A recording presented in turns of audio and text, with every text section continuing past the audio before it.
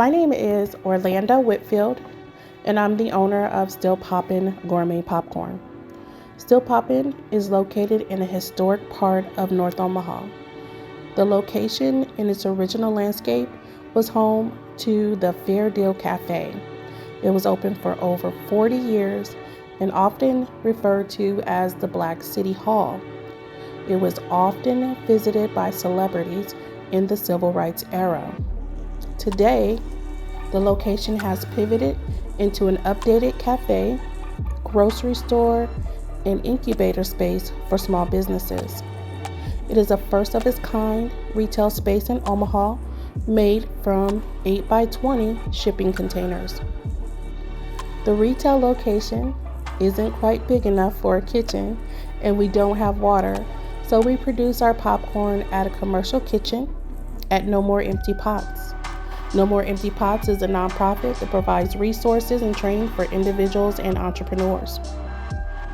I'm sure you're wondering how or why popcorn, and in its simplest answer, it began with family. It started with my grandmother. We always had popcorn at home for snacks or movie nights. And one day I asked her to bring me home some caramel popcorn.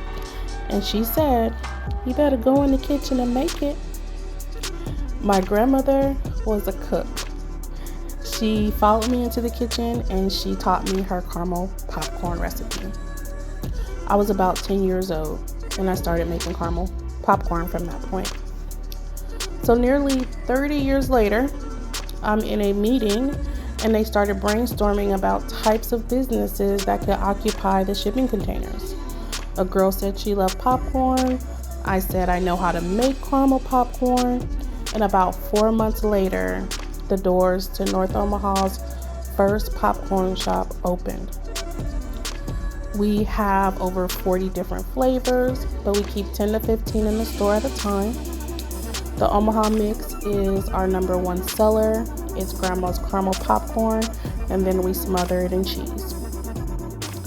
Another fan favorite is Strawberry Crunch, Buttery Heat, Cheddar Buffalo Ranch, just to name a few. We have been featured in the Omaha Star, the Omaha Magazine, the Midlands Business Journal, local news stations, and other online articles.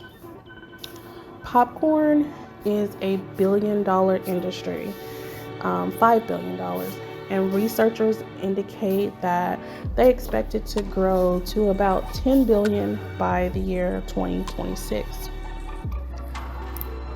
We sell our popcorn in the store, online, and through our fundraising program, which I really love. We love to partner with sports teams, dance teams, organization, individuals to help them raise money.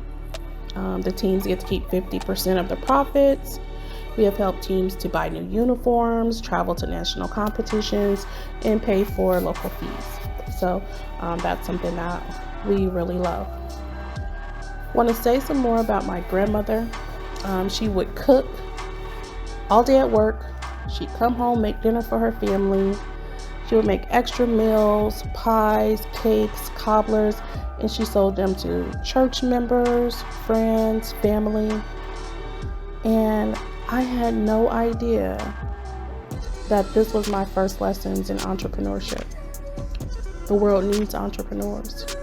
Small businesses are essential to our community. They provide jobs and they help our community to grow and to thrive. About me, I grew up about 5 minutes away from my storefront. I graduated from Omaha Central High School. I started my career at the phone company. It was called US West then, and then over the years it's gone to Quest, CenturyLink, and now it's called Lumen. I started there in 1999, so this fall I will celebrate 23 years. I graduated from college at College of St. Mary with my bachelor's in business leadership. I returned to get my master's in organizational leadership. I then went to Peru State College and graduated with my master's of science in education. And then I returned back to College of St. Mary, obtained and graduated with a doctorate in educational leadership. I am passionate about popcorn. I am passionate about showing single mothers that they can achieve anything. I'm passionate about my community, and I'm most passionate about taking the lessons from my grandmother and creating a legacy for my granddaughter. It's considered Women's History Month, and the theme for this year is celebrating women who tell our story. Our guest speaker, Dr. Orlanda Whitfield, she's going to be sharing her story.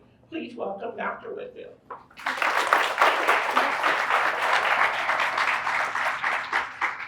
Thank you so much. I gotta make sure I turn this mic on. I forgot about that. All right, can you guys hear me? Awesome. Wow, I hadn't seen that video in a while, so I'm like, wait, what do I have to say now? So I'm so happy and grateful to be with you here today and to share my story with you. I know that the video said a lot, and I'm just gonna go into a little bit more details with you in regards to just some things that happened and how I got to from there or to where I am today. So at the age of 19, I was a single mother of 2 kids. And Talana, who is now 27, and my son, Fonte, who is now 26. And to be quite honest with you, I feel like becoming a mother saved me.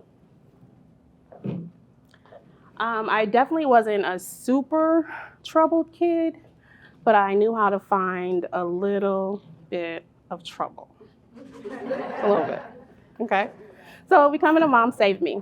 So one day, I am at home with the kids, and they're both crying at the same time, being very, very demanding. And I'm thinking, why isn't the daycare open today? I'm kidding. But no, I looked at my kids and I thought, I want to be a great mother. I want to be someone that is inspiring, someone who is motivating. So I wanted to be a good mother. I wanted to be inspirational. I wanted to be motivational. And I wanted to be someone that you can look up to. So I asked myself, how can I make me better? What do I need to do to make me better? At this time, I'm working at Lancer Label, and I'm thinking, for my age, I'm 19, this is a really good job. But one of my coworkers is like, hey, it's good here, but it's great at the phone company. So I was intrigued. So that coworker, her name was Tamara, she left and she started at the phone company. And after several attempts, they finally hired me. I was 22 at the time, okay? I was hired as a customer experience manager, and that's where I started my career with the phone company. The phone company has gone through many changes. It started at US West, now it's Quest, CenturyLink, and as in the video I said, it's Lumen. And gratefully enough, 24 years later, I'm still lucky enough to be employed there. The company put a lot of emphasis on organizational development, tying your personal goals to the organizational goals. And so as the organization grew, you grew with the organization.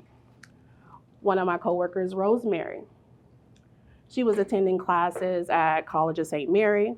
She said, hey, you might like it here. So I went, they gave me a tour and a t-shirt, so I signed up. True story. So one of my first assignments was make a list of short-term and long-term goals.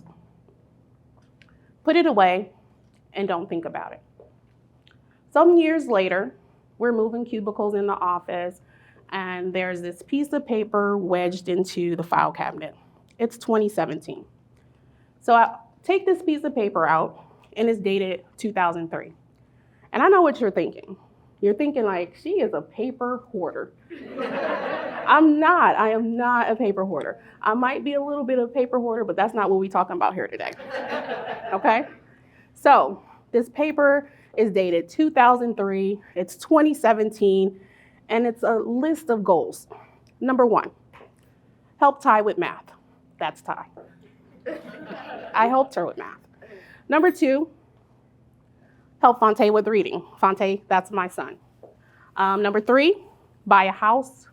Number 4, graduate with my master's degree by the time I was 30, and at 35, have a doctorate degree. That was the list. It was dated 2003. So I'm looking at this list and I'm like, I don't even remember writing this. But I did help Ty with math. Check. I did help Fonte with reading. Check. I did buy a house. Check. I completed a couple master's degrees by the time I was 30. Check.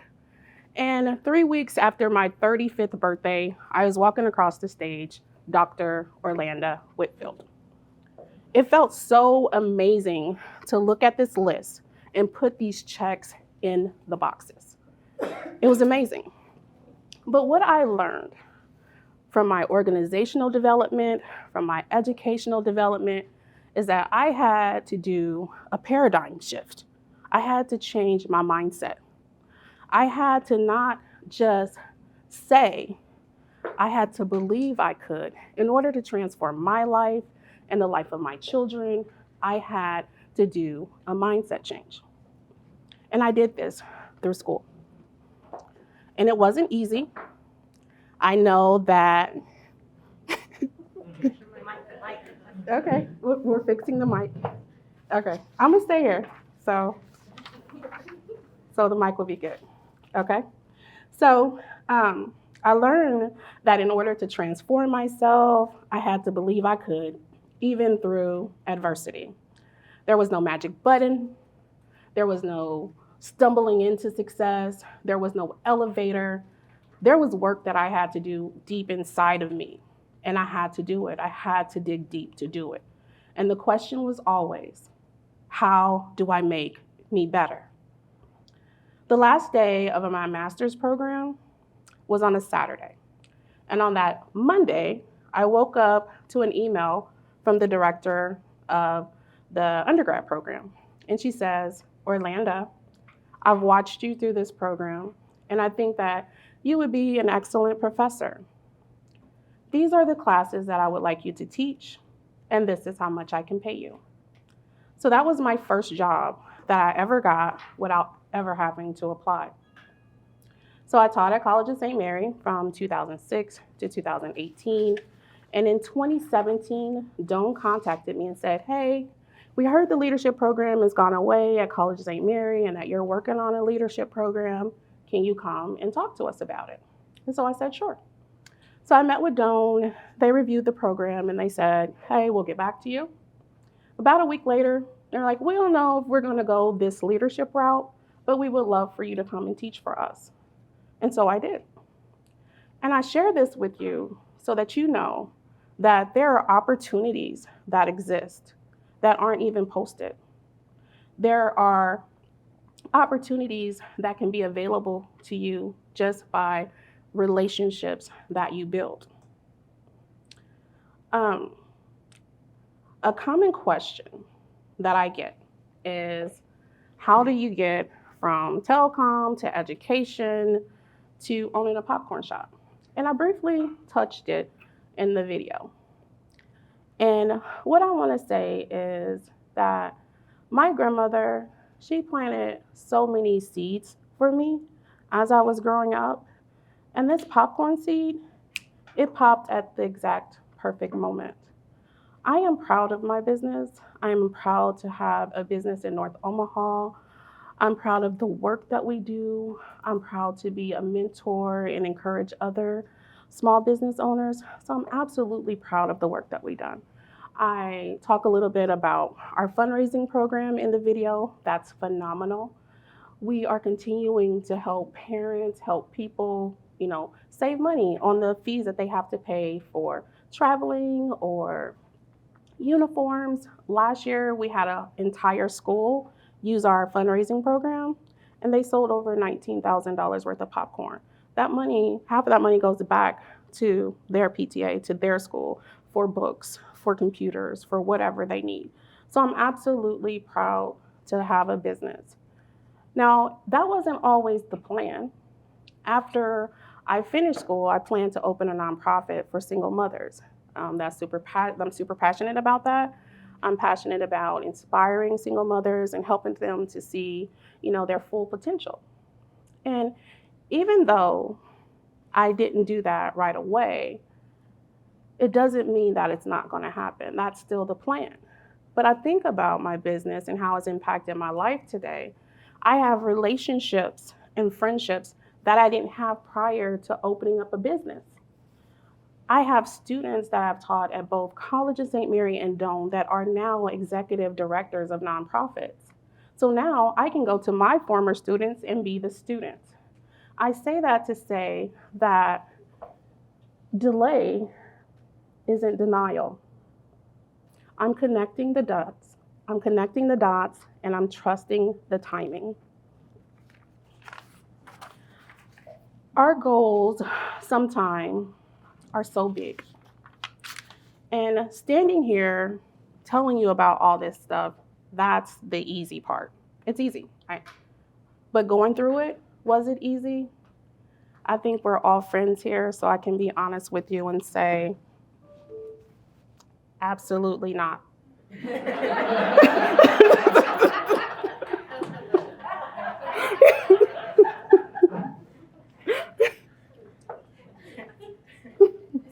Sorry. So yeah, be messing up all the time. You want me to wait? You can keep going. This is kind of keep going. Okay. So again, standing here is easy to tell you these things that I've done. So where there are times of struggle, absolutely, there were times of struggle. Were there times I messed up? Yes.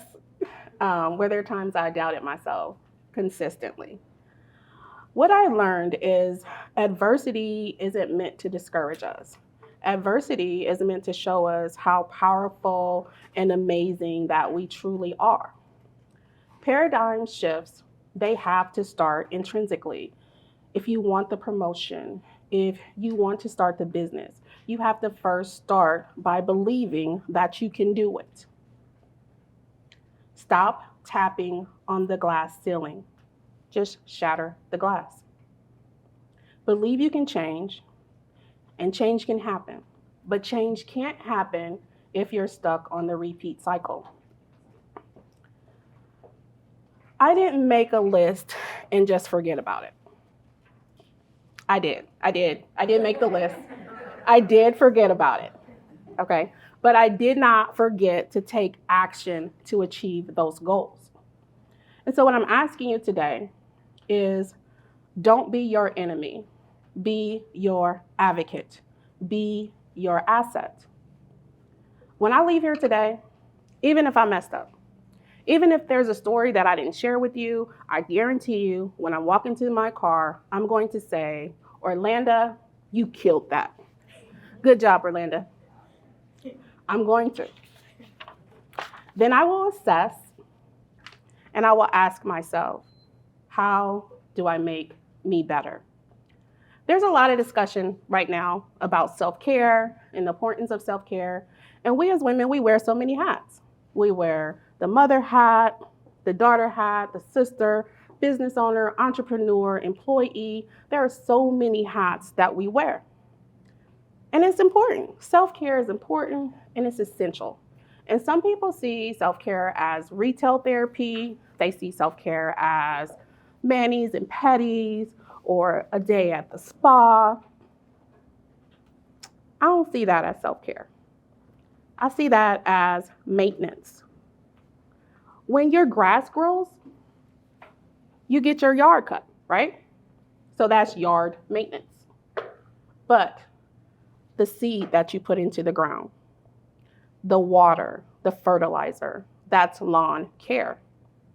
So when I think about self-care, I think about what books am I reading? Okay? How am I strengthening my strengths? How am I eliminating my threats? How am I maximizing my opportunities? Am I sleeping? What am I eating? What network am I involved in? What relationships am I building? Self-care to me is root work on how I make me better. When you're changing the way you think, your environment has to be supportive of your growth, okay? You can't grow in an environment that is not conducive to your growth. Think of a plant. When you get a new plant, it's in this small little container, and as it grows, you have to replant it. If you don't replant the plant into a bigger pot, the plant is stunned and stressed out. If you try to grow into an environment that is not supporting your growth, you will be stunned and you will be stressed out. Your plant can't breathe. You can't breathe in an environment that does not support you. Change your environment. Breathe life into your actions. Breathe life into your goals. Sometimes people ask, why me? Why not you? I know that some of our goals are so big that it's scary. Maybe you want to go to school, maybe you want a promotion. Sometimes big goals can be scary. So what I encourage you to do is take small steps. Take small incremental changes to implement what you want to accomplish in your life. Small steps are still steps. What I encourage you to do is stop asking, why now or why me? The typical question that people ask is why now, why me? But what I encourage you to do is to remove the question completely. Declare it. This promotion is for me. This opportunity is for me. This home is for me. Whatever I desire is for me. Remove the question completely and let it be. I can't stand here before you in this Women's History Month and not talk to you about transformational women who have inspired me, who I think of, who have encouraged me. So I ask you, what if Harriet Tubman said, why me? What if she sat around for a few years and thought about, why not me? Do you think that the lives that she impacted would be different today if she took that time to consider, why me? What about Sojourner Truth? She advocated for women's rights and equality. She said, hey, I can lift as much as a man. I can plow as much as a man. I can eat as much as a man. Ain't I a woman? What about Rosa Parks? What if she had complied? There are so many amazing women who have declared. We can declare. We don't have to ask why. Sometimes it's hard. All of this is not easy. Sometimes you want to quit. Sometimes you have a reason to quit. I could have quit when relationships didn't work out. I could have quit when partnerships failed. I could have quit. I could have quit when my grandmother died. I could have quit when my father died. I could have. And people would have understood. She has so much going on. I could have quit. But leaders, we don't quit. Leaders, we inspire, we motivate, and we transform people's lives. And when there are hurdles, we jump over the hurdles. That's what leaders do. And if we're not strong enough to jump over the hurdles, we kick them down. If we can't kick them down, we crawl under them, but we continue to go. That's what we do. So I ask you, to understand that adversity is not discouragement. Adversity is a way to show you how powerful and amazing you truly are. What would you do if Rosa passed the baton to you? If Harriet passed the baton to you? If Mildred, Margaret, what would you do if they passed the baton to you?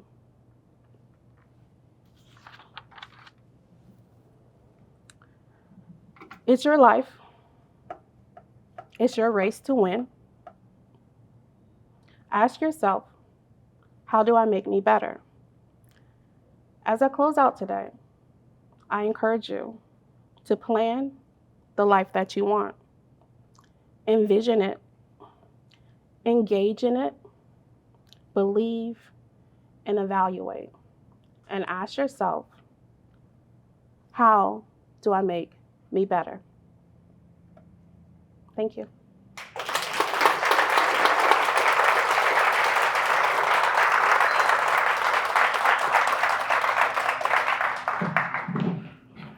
Thank you. We are now going to open up the floor for questions. Does anybody have any questions they'd like to ask? Can you give some tips of what you do to keep going when you want to quit, when you feel like you should quit, to get over the adversity, when you have no more, when you feel like you have no more left and you continue to go? What do you do? That's an excellent question. So what I do is I have a network of friends, a network of business owners. And we're called business besties or a network, and we're accountability partners. And when there are times of struggle, if there are supply chain issues, if there are staffing issues, we support each other and we brainstorm ideas and resolutions. And sometimes you do quit 10 times in a day. But by the end of the day, you've worked through whatever issue it is with your business bestie or your accountability partner or your family, and you figure out a way to continue going on. The easy part is quitting. That's easy. Thank you for coming here. This has been so inspirational. Thank you. How do you work your full-time job and then handle the business as well? That's one of the things that I'm interested in. Well, it's definitely challenging to handle my full-time job and the business. I do have an employee that is in the store. And then as far as the manufacturing of cooking of popcorn, that's me, my sister, my daughter, and my son. And so we just kind of get our schedules together and figure out a way to make it work. It's definitely challenging. At one point, I worked 3 to midnight, so I had all day to run my business. So now I work 7 to 3. So now I have, my employee in the store in the morning and I cook in the evening. And it's really about balancing. You have to be organized, you have to be strategic, you have to be a good planner. And all of those things didn't happen for me overnight. I'm in year 6 of my business. I don't know if I shared that with you, but I'm in year 6 and it wasn't always as smooth as it is right now. And there's still hurdles. I deal with things every single day as being a small business owner, whether your employee is going to show up to work, whether they're going to use your cash drawer as a personal ATM. There's a lot of things that you deal with as a business owner. And you just kind of gotta, like I said, jump through those hurdles, crawl through them. And if I can't jump, if I can't kick it down, if I can't crawl under it, then I'm calling somebody to help me. Thank you so much. Thank you for your question. A leader in a business, an owner in a business, and you've also been somebody who has been supportive. Do you have any advice for leadership at companies on how they can support people as they're going through discerning where they want to be? What advice would you give to the leaders and the management of companies? That's a really great question. So what I would say is there has to be a roadmap. There has to be a roadmap to different positions and different opportunities for employees. And there has to be a list of skills that they need in order to reach these opportunities. And as a manager and a mentor to your employees, then you give them the resources and the tools that they need to, one, feel like they can do it, okay? And be encouraged that they can do it. And two, the support to, if they need letters of recommendation or if they need to develop certain skills, identify those skills for them and help them to develop those skills so that they are better. Because as they are better in developing these skills, they're also better not just for themselves, but they're also better for the organization. Now today, what's your passion that you would not give up on? It's not, I wouldn't give up on mentoring single mothers. That's so important to me, because there is a negative connotation about being an unwed mother. And sometimes those voices, they get inside you and they make you believe that you're less than what you are. And so to me, it's important for those voices to be silenced. Sometimes they come from people that love you, okay? And when they do come from people who love you, then that really makes you feel less than who you are. So it's important to me to pull those strings out of us single moms, so that just because we're unwed doesn't mean that we're not capable. That doesn't mean that that we make bad decisions. So, and I believe that my success will inspire other single mothers so that they can achieve their goals. So what is your free time? What do you do for fun? Right, so free time, what is that? No, so recently I've been writing a lot more. I did like a poetry night last week. I travel. I'm a grandmother. I'm a nana, I'm a nana. So I have 2 grandkids, 5 years old and 10 months old, and they're absolutely perfect and amazing. I spend time with family. I like to travel, read. I'm kind of nerdy. I'm always learning something. I'm always in somebody's degree program still. I'm always trying to learn something. I'm always trying to be the best version of myself. I'm always trying to inspire you. I have a question. Where would someone find you as far as for the networking for business, like business women? Okay, so I am part of Minorities Owning Businesses. That is Shar Sultan's network group. So with Minorities Owning Businesses, there are networking events and small business pop-ups. So if you have a business and you want to pop up, there are vendors, markets every quarter. You can reach me at my store on our website, stillpoppin402.com. You can email me. You can call me. What else? Did I leave anything? Oh, Facebook. Don't get on Instagram, y'all, because I can't do all of this stuff. Y'all see how busy I am? Like, I can't. It's just too much. I am only Facebook literate. I can't do Snapchat. I can't do all that stuff.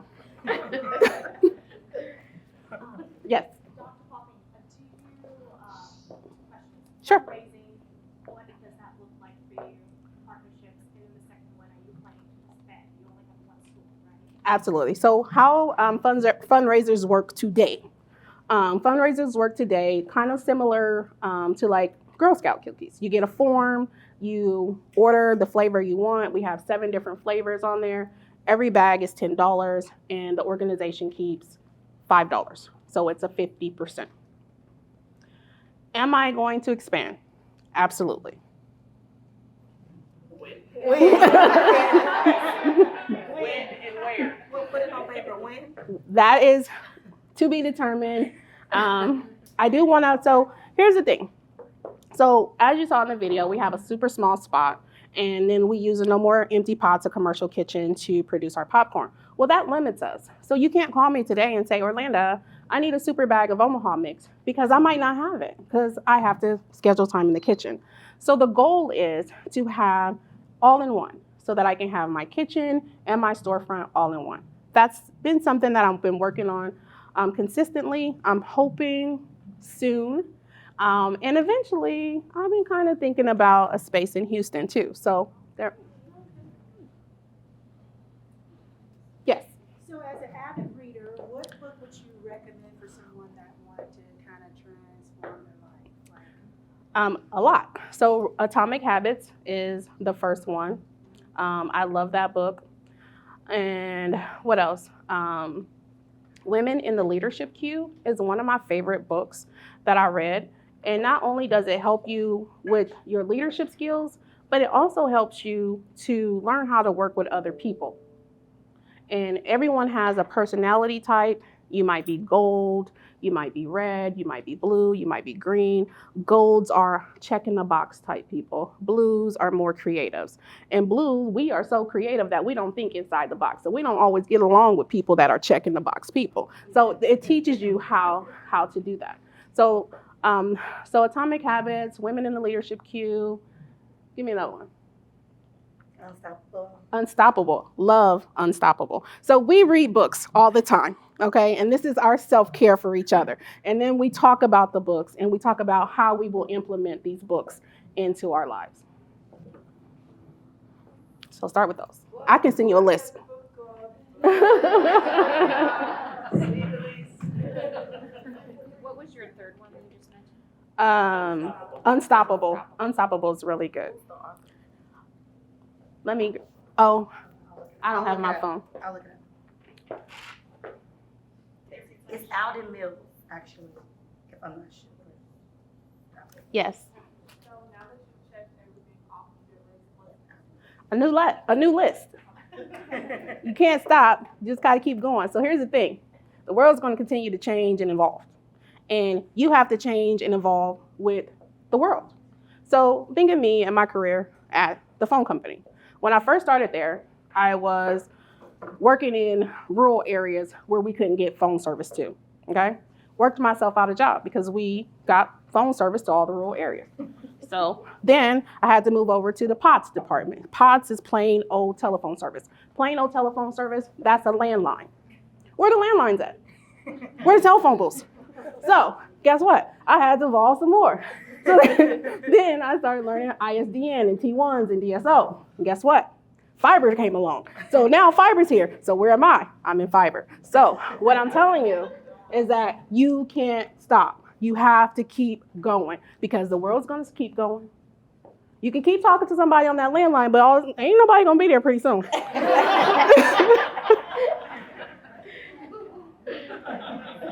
Yes. I'm sure Omaha has a very special place in your heart, and I was curious what inspired your Omaha mix for your popcorn. So when we opened our store, our goal was North Omaha. I love North Omaha. I love being a North Omaha native. And I want to show other people in North Omaha, South Omaha, West Omaha, East Omaha, that you can have successful businesses in Omaha, period, on North 24th Street. So ideally, all of the popcorn was going to be called Omaha something. It was going to be Omaha Mix, Ames Street Mix, Davenport Mix, Cass Street, Lothrop. I mean, in Omaha Mix, it just stuck. Yeah. I hope I answered your question. Yeah, I know you did. I was just curious if there was something about the specific flavors you chose that, like, this meant to me what Omaha was. Yeah, it tastes just like Omaha. It's amazing.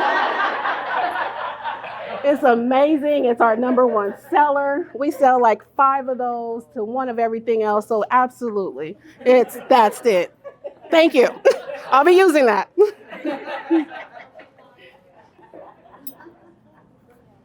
Yes. So what's next on your list?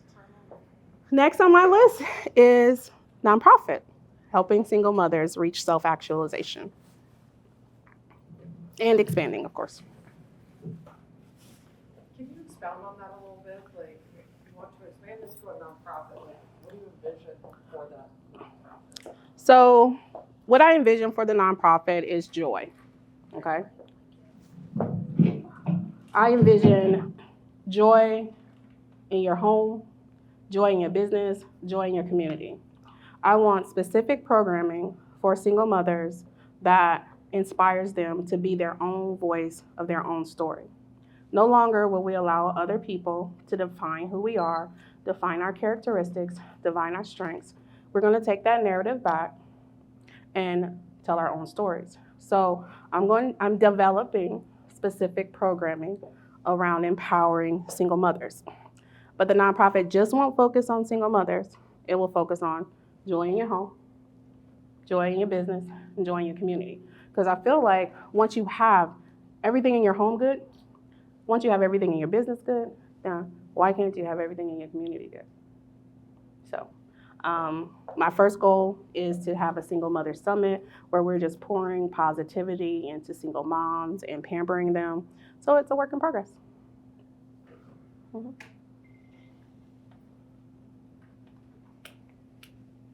Any other questions? Will it be a age range on the single mother focus that you're having? No, Or but is it just any- it'll be just single moms. There might be breakdowns of like what a single mom at 18 or 15 or 16 or 17 or 18 might be different from what someone at 25 or 30 needs. So it will definitely be adjusted to that. Did I mess up again? Hi.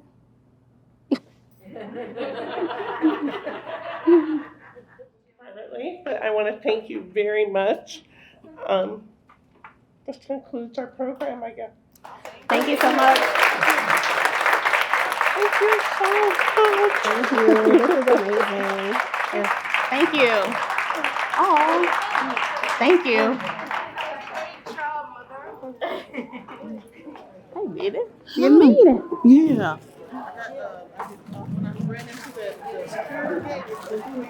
I know, me too. Thank you. Oh, thank you.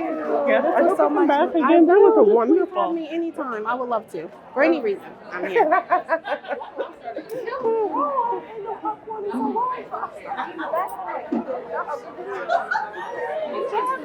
Thank you so much. I love you. I love you. I love you too. You did so good. Thank you. Appreciate you. How many ums? I counted 3. What? Did you hear ums? Only like 3. That's what I thought. Well, not that many That's what though. I thought. I heard it. Thank you. Hi, I'm Gina. Gina. Best darn popcorn. I inhaled it. Thank you. I inhaled it. Get another So one. I'm so glad you liked are it. Amazing. Thank you are so you. good. I was just so intrigued by what you were saying and how you say it. You can Thank tell you. you have an organization you always are amazing too. So excellent work and thank you so much for being Thank here. you. Thank you for having me. All right. If somebody could take a picture. Absolutely. We can take a selfie too. Me, come on, Jill. Get on the other side. Okay, y'all ready on 3? 1, 2, 3. You guys look great. Thank you. You were wonderful. Thank you so much. I appreciate it so Thank you. much. I live about 5 blocks from your shop. Okay, well, I live come and see on us. 20th. All right, come and see us. Yes, I will. And I'm just so inspired and I want to come to the business. Yes. Shar, you've been to one of those before. It's like the vendor event. Okay. Thank you so much. Was it good? It was Like great. last time? It was great. Was it good like It was last time? great. Okay. It was very good. Okay. Yes. Okay. Yes.